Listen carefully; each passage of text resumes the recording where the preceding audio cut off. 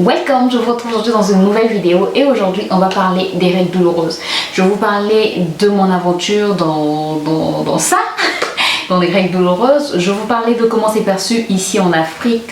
En Afrique en général, au Congo en particulier. Je vais vous parler de mon évolution aussi avec les règles douloureuses, comment ça se passe maintenant aujourd'hui. C'est vrai que c'est un sujet que j'ai déjà abordé sur ma chaîne principale, mais aujourd'hui je vais vous parler de comment ça se passe maintenant pour moi et ce qui a changé et voilà quoi. Donc sans plus tarder, on passe en vue du sujet.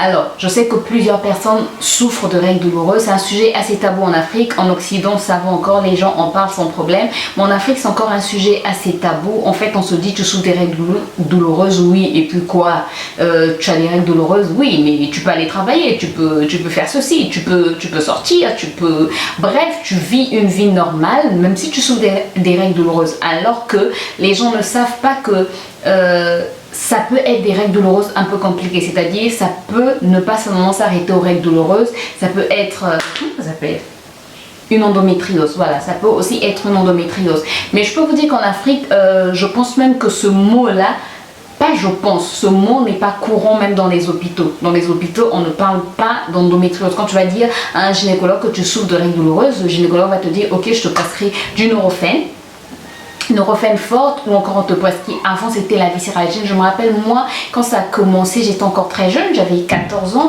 et ma mère, comme c'est un agent de la santé, et elle m'a acheté la viscéralgine forte. La viscéralgine forte, elle me l'injectait et je peux vous dire que quelques minutes après c'était fini. Et pour tout le cycle, j'avais besoin d'une seule injection.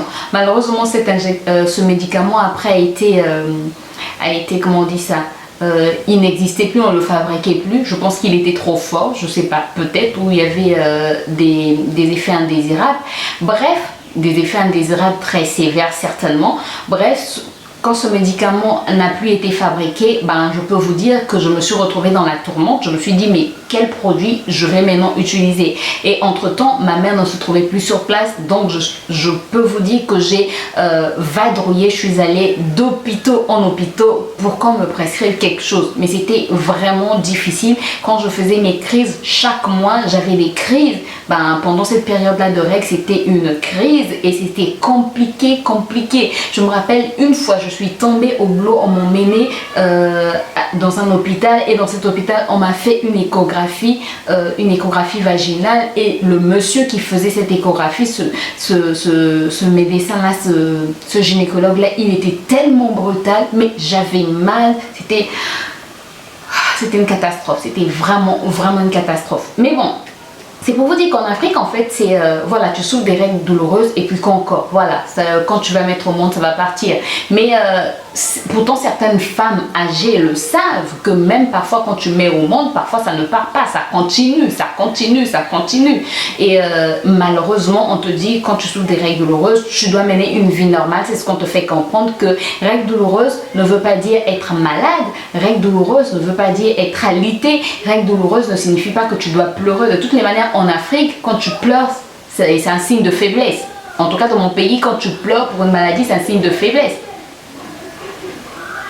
Excusez-moi, il y avait du bruit à l'extérieur. Donc je disais, en Afrique, quand tu pleures pour une maladie, c'est comme si c'était un signe de faiblesse. Donc quand tu pleures pour les règles douloureuses, quand tu dis aux gens que tu peux pas, tu n'arrives pas à te mettre debout, tu n'arrives pas à travailler parce que tu souffres des règles douloureuses, mais on te regarde bizarrement, on dit que tu es fainéante, on dit que tu es paresseuse, on dit que ça ne va pas.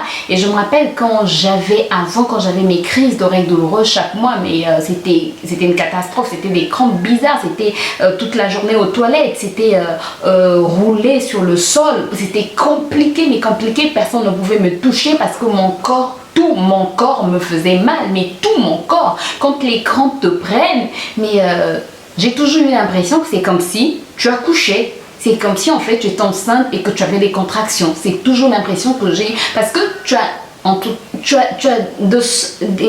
comment est-ce qu'on dit ça, c'est pas comme si tu as des contractions au niveau du ventre, ça fait tellement mal, tu as l'impression que quelque chose va sortir. Vraiment, tu as l'impression que quelque chose va sortir.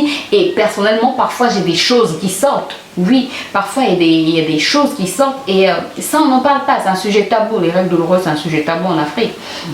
un sujet tabou dans le sens où tu peux pas en parler devant les hommes parce que c'est gênant, c'est sale, voilà, c'est même ça, le sang c'est sale, le sang on n'en parle pas devant les gens, le sang on cache, le sang, voilà, le sang de la femme. Et il y a même des femmes, je vais aller plus loin, il y a plutôt des hommes, il y a même des hommes ici en Afrique quand sa femme ou sa nièce, bref, une femme dans la famille ou dans la parcelle ou dans la maison souffre et dans sa période menstruelle, ben cette femme-là n'a pas le droit de faire la cuisine. Cette femme-là n'a pas le droit de toucher la nourriture qu'il va manger. Oui, oui, oui, ça existe encore. Oui, on est en 2020 et ça existe encore. Ça existe encore dans mon pays. Bienvenue dans ma culture, bienvenue dans mon pays, bienvenue dans mon monde. Oui, ça existe. Moi, je connais des gens, des proches qui sont comme ça.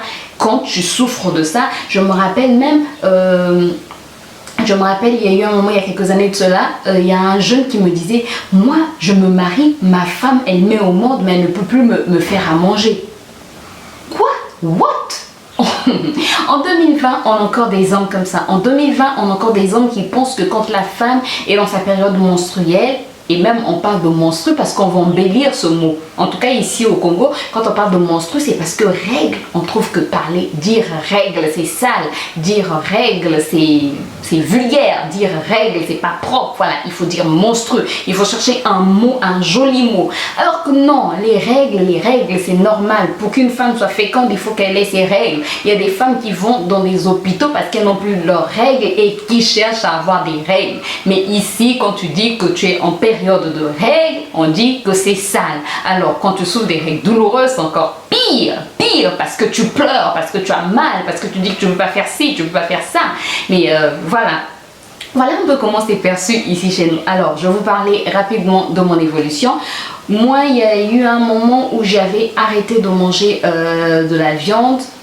C'était l'année dernière, je pense l'année dernière ou l'année surpassée. J'avais arrêté de manger de la viande, j'avais fait quelques mois et je vous avais dit sur ma chaîne principale que les douleurs avaient considérablement diminué. Et depuis que je faisais aussi attention à ma manière de manger, pas seulement en éliminant la viande rouge, mais depuis que j'avais fait attention à tout ce que j'utilisais, à ma manière de manger, ben les douleurs avaient considérablement diminué. Mais ça ne voulait pas dire pour autant que j'avais arrêté avec les produits que je prenais parce que je prends Antadis. Voilà. Maintenant, je prends Antadis. Sinon, je suis passée par le Spasfon. Le Spasfon, ça n'a pas trop marché en dehors des intraveineuses et intramusculaires. Voilà. On me faisait les deux quand il s'agissait du Spasfon pour me calmer. Sinon, je suis passée par la Viscéralgine, comme je l'ai dit. Je suis passée par Felden, si vous connaissez. Ça me calme aussi énormément. Après, on m'avait dit que c'était pas bon.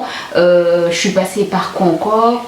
Nurofen forte, je suis passée par Nurofen forte, mais avec Nurofen, c'est que l'écoulement, déjà je souffre de règles, j'ai des règles abondantes, super abondantes, et avec le Nurofen, comme il y a de l'aspirine à l'intérieur, ben elles étaient encore super abondantes. Donc le Nurofen j'ai laissé, et voilà. Et maintenant depuis quelques années, je prends comment ça s'appelle? Je prends Antadis que j'achète pratiquement tous les mois. Donc pour moi, Antadis ne doit pas manquer. C'est un médicament que j'ai toujours à la maison. Voilà. Donc je prenais toujours Antadis, mais les douleurs avaient considérablement diminué. Il y a une année ou 2 ans, les douleurs avaient considérablement diminué. Et après, depuis janvier, je me suis dit, ok, je vais arrêter de me priver comme ça. La vie est tellement courte. Je vais reprendre à manger de la viande, mais je peux vous dire que je la mange pas tous les mois. C'est même pas tous les 2 mois. C'est peut-être tous les 3 mois. J'en mange un peu et puis basta. Sinon, c'est pas quelque chose que je mange fréquemment. Je peux dire que là, par exemple, ça fait peut-être 2 mois ou 1 mois et demi depuis que j'ai mangé de la viande. Donc, c'est pas tous les mois que je mange de la viande. Je veux pas dire que j'en mange énormément. Vraiment, on ne mange même pas de jambon. Je fais toujours attention à ma manière de manger. Je fais toujours attention à ce que j'utilise. Mais là, les douleurs sont revenues.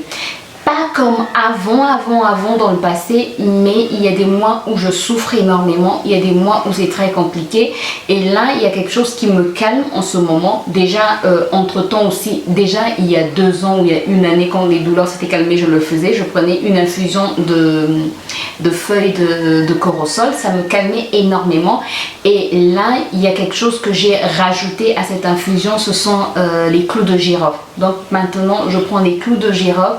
Ce qui se serait le mieux, c'est de prendre ça peut-être une semaine ou 10 jours avant. Or moi je prends 2 ou 3 jours avant, je commence à prendre cette tisane. Mais je pense que cette fois-ci je vais changer ma manière de prendre l'infusion. Je vais la prendre peut-être 10 jours avant, puisque je connais mes dates. J'ai un cycle quasiment régulier, donc je connais mes dates et je peux prendre mon infusion 10 jours avant ou une semaine avant pour pouvoir vraiment voir ce que ça va apporter. Mais sinon, ça quand même si les douleurs certains mois sont très vives, les douleurs sont très atroces certains mois, je peux vous assurer que c'est compliqué dans le sens où je suis alitée avec un enfant. Je peux vous dire que c'est vraiment compliqué parce que parfois mon mari n'est pas là, il est au travail. Ça me fait plaisir quand ça tombe un week-end, quand ça commence par exemple un jeudi ou un vendredi. Je peux vous dire que je suis la femme la plus heureuse parce que je me dis mon mari sera à la maison pendant le week-end.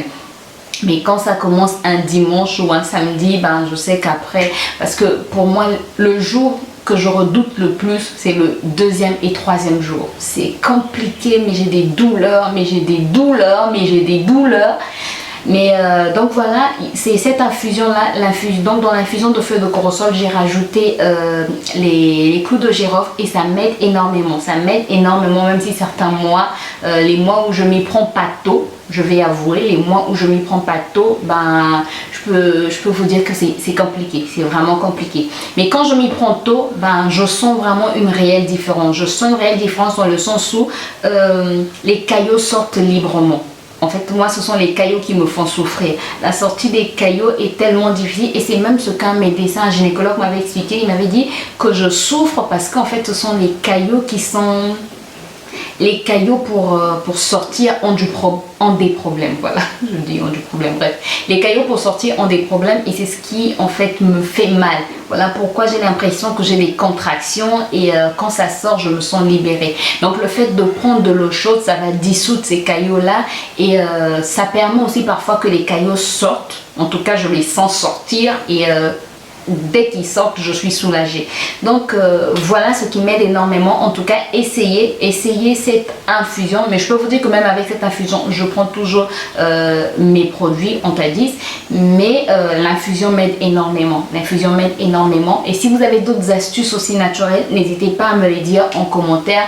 En tout cas, je suis toujours preneuse. On m'avait parlé du persil. J'ai déjà testé le persil. J'avais même acheté une fois des compléments alimentaires au persil parce qu'on m'avait dit que c'est très efficace. Ça m'avait pas du tout aidé. Là, il y a quelqu'un qui m'a redirigé vers Chansi. Je ne sais pas si vous connaissez, ce sont des médicaments chinois. Mais je suis encore en train d'hésiter parce que je sais pas, j'aime connaître la composition des choses que je prends et quand je connais pas trop, quand c'est écrit en chinois, bref, j'ai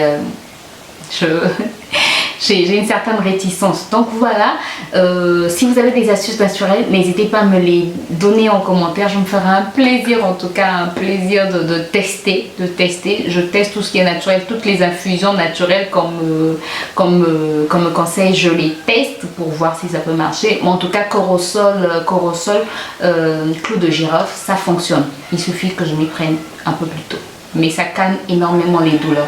Voilà ce que je tenais à vous dire sur les règles douloureuses. C'est un sujet très large, je n'ai certainement pas tout dit, mais si je me mets à parler, on aurait une vidéo d'1 heure. Donc on va quand même s'arrêter par là. J'espère que la vidéo a pu vous aider, j'espère qu'elle a pu vous apporter un plus. N'hésitez pas à me donner vos témoignages et non, je ne souffre pas d'endométriose. Et je sais que c'est très compliqué quand on souffre d'endométriose. Et voilà, quand on est en Europe, ça va encore mieux. Mais en Afrique, comme je l'ai dit, c'est une maladie qui n'est pas très connue. Et je pense même que certains gynécologues ne la connaissent pas.